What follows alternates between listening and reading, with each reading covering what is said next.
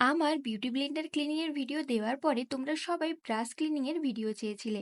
তাই আজ আমি শেয়ার করব কিভাবে আমি আমার মেকআপ ব্রাশ ক্লিন করি।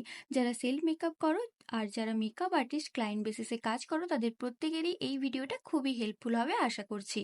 মেকআপ ব্রাশ ঠিক ডিরেকশনে ক্লিন না করলে ব্রাশ এইভাবে নষ্ট হয়ে যেতে পারে। আমাদের ভ্যানিটিতে থাকা মেকআপ ব্রাশ বিভিন্ন শেপের হয়ে থাকে। কিছু হয় ফ্লাফি এবং যার ব্রিসেলসগুলো ভীষণই সফট এবং আলগা প্রকৃতির। কিছু ব্রাশ হয় চ্যাপ্টা স্টিপ প্রকৃতির, আবার কিছু তো হয় স্মল রাউন্ড শেপ। তো এই প্রতিটি ব্রাশের ক্লিনিং ডিরেকশন আলাদা আলাদা। ব্রাশ ক্লিনিং এর জন্য আমাদের সবার প্রথমে দরকার ড্রাই টিস্যু। ড্রাই টিস্যুতেই আমরা সবার প্রথমে ব্রাশগুলো ক্লিন করব। প্রথমেই আমি একটা ফাউন্ডেশন ব্লেন্ডিং ব্রাশ নিলাম। এটা রাউন্ড শেপ এবং এর ব্রিসেলসগুলো একটু সফট প্রকৃতির। এই ব্রাশ আমরা ক্লক মোশনে ঘুরিয়ে প্রোডাক্টস রিমুভ করব। সবসময় ব্রাশ ক্লিনিং এর সময় ব্রাশ দূর থেকে হোল্ড করব এবং সফট এবং জেন্টালি ওয়েতে ক্লিন করব, যাতে ব্রাশে কোনো প্রেসার না আসে আর এতে ব্রাশের ব্রিসেলস গুলো ভালো থাকে। এইভাবেই যতগুলো রাউন্ড এবং সফট ব্রিসেলসের ব্রাশ রয়েছে আমরা সেম প্রসেসেই কিন্তু ক্লিন করে নেব। এরপরে যেগুলো আমাদের কনসিলার ব্রাশ, এগুলো একটু স্টিফ এবং চ্যাপ্টা প্রকৃতির হয়, সেগুলো আমরা এইভাবে ক্লিন করব।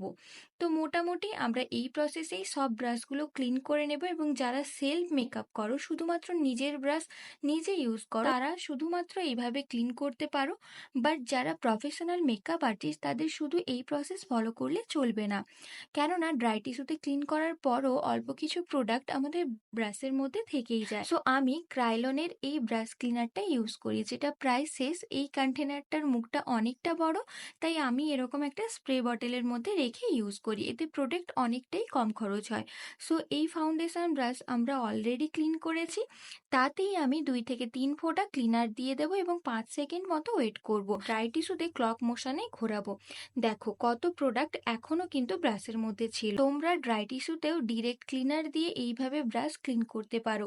কখনোই ব্রাশ জল দিয়ে ক্লিন করবে না, এতে খুব তাড়াতাড়ি ব্রাশ নষ্ট হয়ে যায়। তো আমি কিন্তু আমার ব্রাশগুলো এইভাবেই ক্লিন করে থাকি। আর ভিডিওটা তোমাদের কেমন লাগলো, কতটা হেল্পফুল হলো, আর এই প্রসেসগুলো কে কে ফলো করো, অবশ্যই কিন্তু কমেন্টে জানিও।